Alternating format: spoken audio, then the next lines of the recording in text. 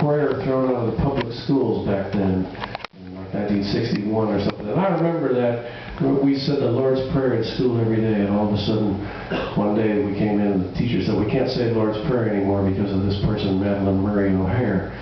And actually it wasn't long after that Madalyn became known as the most hated woman in America. And she always said she started this atheist society for her son, who was about my age, and so he was just a kid then, and then as he grew up and became an adult, he became the second in command at the Atheist Society. And Madalyn apparently was a pretty intelligent person, but she was very crusty and foul-mouthed and unlikable, and she didn't care what anybody thought about her. She just had this agenda that she was going for, this atheist thing, and she made a lot of enemies, I guess. And so her son, who had become the second in command at the Atheist Society, at one point he and his mom had a bit of a falling out when he had a press conference and announced that he was now a born-again Christian.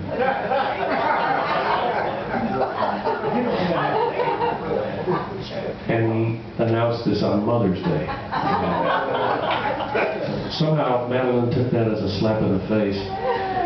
And they never spoke again for as long as she lived, and which wasn't all that long. She disappeared in the early 1990s along with her second son and her granddaughter, and it was very mysterious. They just kind of like vanished into thin air, and people said they came over to their house in Austin and they were supposed to meet them for lunch, and said there was like warm food on plates on the table and cigarettes smoking in ashtrays, and they were just gone. They just disappeared. And no one knew where they were for quite a while, for like 5 years or so. There were all these theories. People were saying, well, they absconded with all the atheist funds and they're living a rich life in New Zealand, or they'd be said to be spotted getting on an airplane in London heading for India or something. But really nobody knew where they were for a long time. And then there was a guy in prison in Texas that called for the warden, and he said, I want to talk to the warden. I want to tell the warden what I know about this. I know where the bodies are buried. And so they went out to look for these bodies where this guy said they were, and it was a big deal in the press, and it was on TV and all the news, and will the mystery of Madalyn Murray O'Hare finally be solved?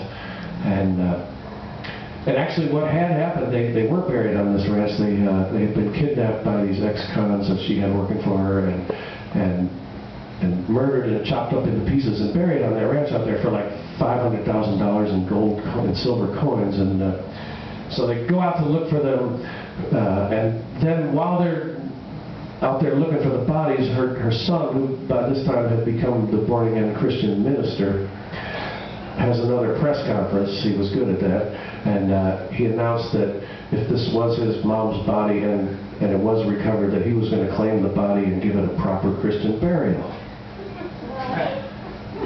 That bothered me. So I wrote this weird little song for Madalyn.